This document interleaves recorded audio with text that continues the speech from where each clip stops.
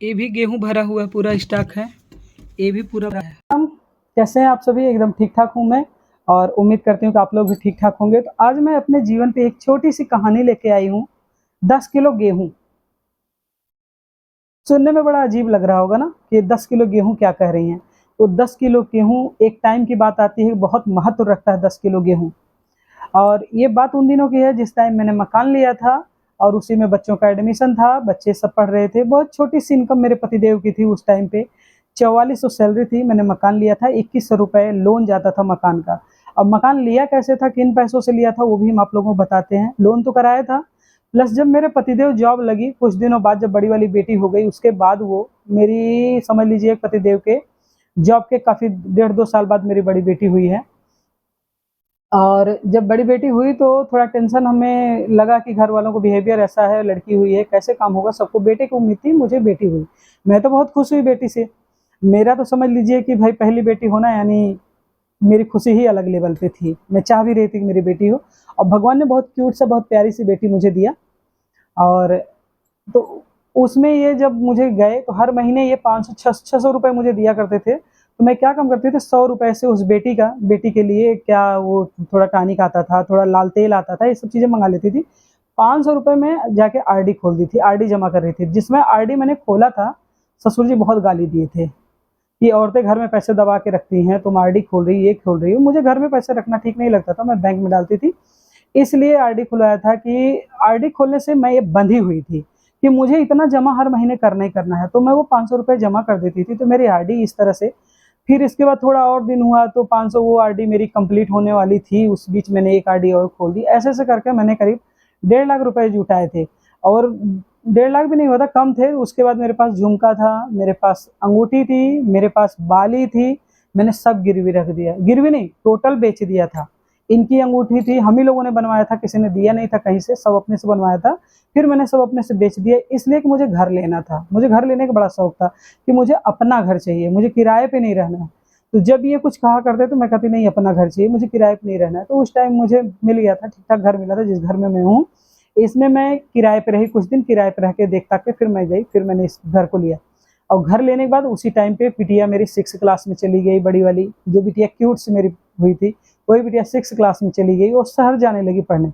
तो डेली का उसका किराया होता था, खर्चा होता था। फिर छोटी बेटी भी शहर जाने लगी, फिर बेटा भी हो गया, वो यहाँ आरएसजे में जाने लगा। थोड़ी-सी वो इंग्लिश मीडियम से थोड़ा महँगा पड़ता था, ले-दे सभी बच्चों से, तो थोड़ा खल रहा था। तो ये लगा हमारे पास घर है, खेत है और खेती भी होती थी, मैं घर पे रहती थी, खेती कराती थी, सब खुद लेके जाते थे।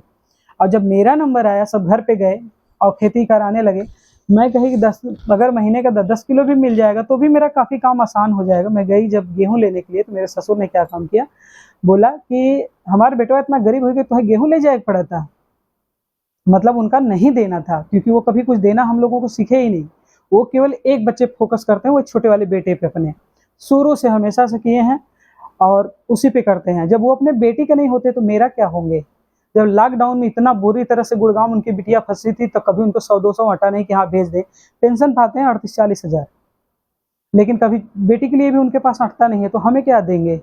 वो बस केवल एक बेटे को देखते हैं, उन्हीं के बच्चों को, उन्हीं के परिवार को बस एक ही जगह देखते हैं। तो हम तो कहते हैं भगवान करे आप ज़िंदगी भर उनको देखते रहिए, वो लोग खुश रहें, मुझे कोई आवश्यकता नहीं है, बस मुझे आशीर्वाद दिए रहिए। उस आशीर्वाद का रिज़ल्ट ये है कि मैं घर भी बनवा ली अच्छे से, मेरे बच्चे संघर्ष से उन्होंने गेहूँ नहीं दिया, चलता रहा।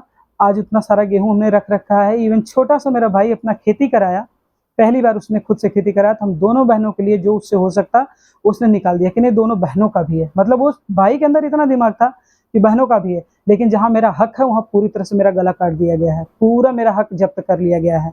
वहाँ न तो मेरे लिए एक कमरा है, मैं खुद बनवाई हूँ, उस घर को बनवाने में मैंने अपने एक बच्चे का बलिदान दे दिया है, मेरा एक बेटा होके खत्म हो गया उस घर को बनवाने में। पागलों की तरह पूरा पेट लेके मैं 10-10, 15-15 मज़दूरों के लिए बनाती थी, खिलाती थी। मज़दूर तब गाँव में घर में ही खाते थे। मैं यहाँ के जैसे शहर के जैसे मज़दूर नहीं रहते थे कि बाहर गए समोसा खा के चले आए। वहाँ के मज़दूर घर खाते थे, तो उतने लोगों में बनाती-खिलाती उस घर में मैंने बहुत अपना बलिदान दिया है। वो घर भी, एक कमरा उस घर में मेरे लिए नहीं है, स्थिति ये है। बहरहाल ये सब चलता रहता है, कोई बात नहीं, मैं माइंड भी नहीं करती। शायद एक कमरा उन्होंने नहीं दिया, इसकी वजह से आज इतने कमरे हैं कि मैं किराए पे दी हूँ। मुझे खुद रहने के अलावा इतने जगह है ऊपर-नीचे कि मैं किराए पे दे रखा है। तो मेरे साथ जो भी उन्होंने किया उसका प्रतिफल भगवान मुझे जस्ट डबल ट्रिपल करके देता है। तो उसकी दिक्कत नहीं करती हूँ, बस ये कहती हूँ कि वो सही रहें, सलामत रहें, जिनको देख रहे हैं उन्हीं को देखते रहें, कोई फ़र्क नहीं पड़ता। बस उनका आशीर्वाद मेरे साथ बना रहे, उस आशीर्वाद से मैं बहुत आगे हूँ। तो बहुत सारी समझ लीजिए 10 किलो गेहूँ, आज जब गेहूँ रखने लगी तो मुझे ध्यान आ गया ये बातें, तो मैंने कहा लाओ थोड़ा-सा आज यही बनाते हैं। बहुत खाना बना के खिला लिए, बहुत घुमा-फिरा लिए, तो आज कुछ अपनी कहानी बताते हैं। तो कोशिश किया करेंगे कि हफ्ते में 1 दिन हम अपनी कोई कहानी लेके आया करेंगे। बहुत सारी कहानी है। मेरे पिटारे में इतने खजाने हैं कि मैं अगर पर डे बनाऊँ तो शायद सालों मेरे हो जाए, क्योंकि बहुत छोटे में शादी-गौना हुआ था। चलिए बहरहाल और भी टॉपिक आगे बताएँगे। तो यही रहा, इसी तरह की कहानी रही। मैंने पतिदेव को कभी ऊपरी इनकम नहीं लेने दिया, साफ-साफ शब्दों में कहा था कि अगर 1 पैसे भी आप बाहरी लेके आएँगे, चूँकि वो पुलिस में हैं, तो मैंने साफ शब्दों में कहा था कि कभी अगर बाहरी आप लेके आएँगे तो उससे हम घर के अंदर नहीं आने देंगे उस पैसे को, और कोई भी सामान नहीं लेंगे। तो उन्होंने कहा जब तुम्हें चाहिए ही नहीं, तुम्हें आवश्यकता नहीं है, तो मैं क्या करूँगा लेके? मैं अपने पे तो खर्चा करूँगी ना। तो मुझे भी ऐसे चलना है, तो मैं बहुत कंजेस्टेड लाइफ़ जी हूँ, बहुत तकलीफ़ वाली लाइफ़ जी हूँ। आज मेरी लाइफ़ बहुत अच्छी हो गई है और भगवान की कृपा से मेरे दोनों बच्चियाँ अच्छे लेवल की इंजीनियर हैं। मेरे मुँह से इंतज़ार करती हैं कि मम्मी कुछ तो निकले। मैं घड़ी वगैरह का बहुत शौकीन हूँ, अगर एक बार मेरे मुँह से निकल जाता है कि मुझे इस कलर की चाहिए, मैं सस्ती लेने के लिए ज़िद करती हूँ, वो लोग महँगी-महँगी घड़ी कर देती हैं। मेरे मुँह से एक बार निकला नहीं कि मेरे बच्चे तुरंत वो चीज़ हाज़िर कर देते हैं। तो जिसके बच्चे ऐसे हों उसको 10 किलो गेहूँ के लिए आवश्यकता नहीं है। आज के डेट में कुछ नहीं कहा जा रहा, चलिए जाने दीजिए, फिर कभी कथा उठाएँगे, बहुत सारी कहानियाँ हैं। तो घर लेने के लिए मैंने अपना सब कुछ कुर्बान कर दिया था, केवल एक नाक की छोटी-सी, एक कान की छोटी-सी बाली, करीब 5-6 साल मैं ऐसे रही।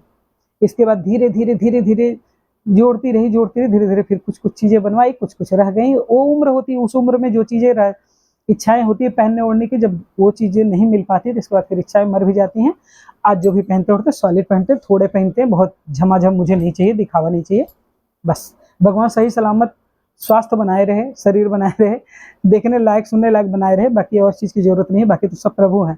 तो राम-राम प्रणाम आप सभी को, इतनी देर आप लोगों ने मेरी कहानी को सुना और मुझे झेला, और भी स्टोरी लेके हम आएँगे। धन्यवाद, प्रणाम आप सभी को।